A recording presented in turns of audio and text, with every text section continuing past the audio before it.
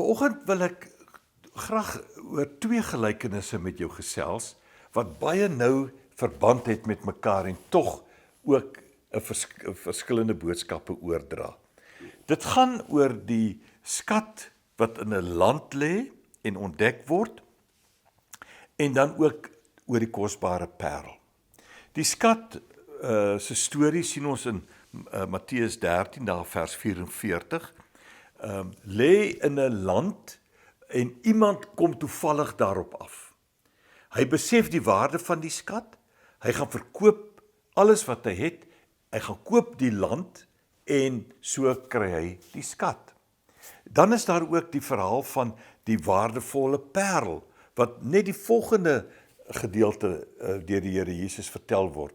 Nou, die verskil hier is dat die persoon wat parels in parels handel dryf, gaan soek goeie parels. Hy kry parel en hy kyk daarna en hy vind dit is goed of dit is nie so goed nie. Wanneer hy 'n baie besondere parel kry, doen hy alles in sy vermoë om hierdie kosbare parel, kosbaarder as die ander parels in besit te kry. Die eerste storie oor die skat in die saailand is iets wat hierdie persoon toevallig raakloop en besef die waarde daarvan. En ek dink die Here Jesus, benewens die feit dat die Here Jesus hierdie stories gebruik om vir ons te verduidelik hoe die koninkryk werk, is dit dan so dat mense, sonder dat hy eintlik gesoek het daarna, gebeur iets met hom in sy lewe en hy ontdek die wonder van die nuwe lewe wat Jesus Christus kom aanbied. Hy verstaan om een of ander rede dat dit 'n wonderlike uitdaging is en hy doen alles in sy vermoë om dit te kry en ek glo hy gebruik dit daarna om vrug te dra. Ek dink dit is die boodskap wat die Here Jesus hier wil oordra. Maar die kosbare parel is vir my baie interessant, dat die Here Jesus sê, hierdie persoon gaan soek verskillende parels.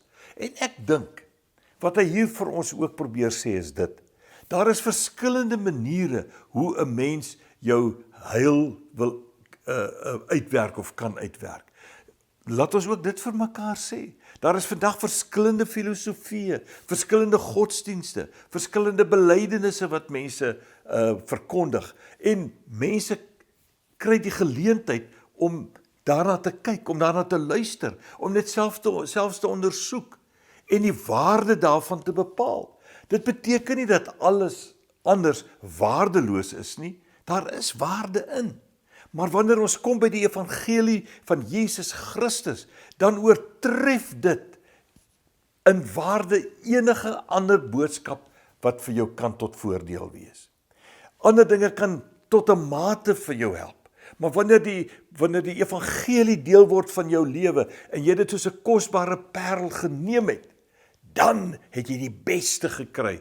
Enige faset van jou lewe kan verryk word deur die evangelie van Jesus Christus, soos hierdie man wat parels gaan soek het en hulle gesien het en afgekom het op die eintlike, die waardevolste van hulle almal, die evangelie van Jesus Christus. Kom ons geniet dit om hierdie evangelie beter te leer ken, te ondersoek en ook ander daaraan voor te stel. Mooi dag.